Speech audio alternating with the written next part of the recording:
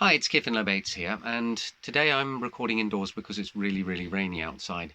And in a previous video I was talking about stuck transactions. That's when your transaction fee for your transaction isn't high enough for miners to consider it worthwhile picking up and putting in a block.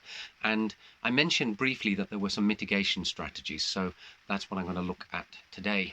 So the problem is that you can't resend the transaction with more fees because unfortunately, then most of the nodes on the network will consider the second transaction a double spend and will automatically reject it. However, there is an option called opt-in replaced by fee, and if you have set that, then you can subsequently send an almost identical transaction just with more fees, and then the first one will be killed off and that second one will be used.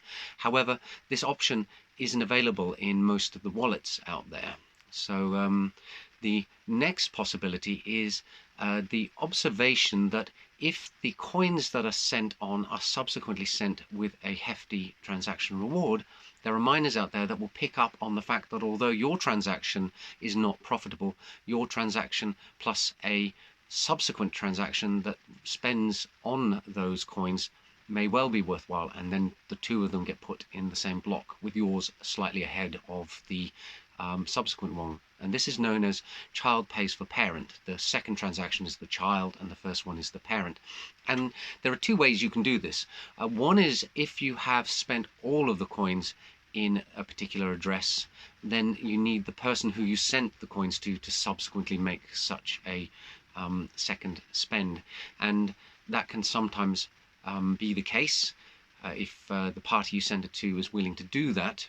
If they're not, then that option doesn't work. However, if you got some change back from your, or would be getting some change back from your transaction, then you can spend that change, and that has the same effect.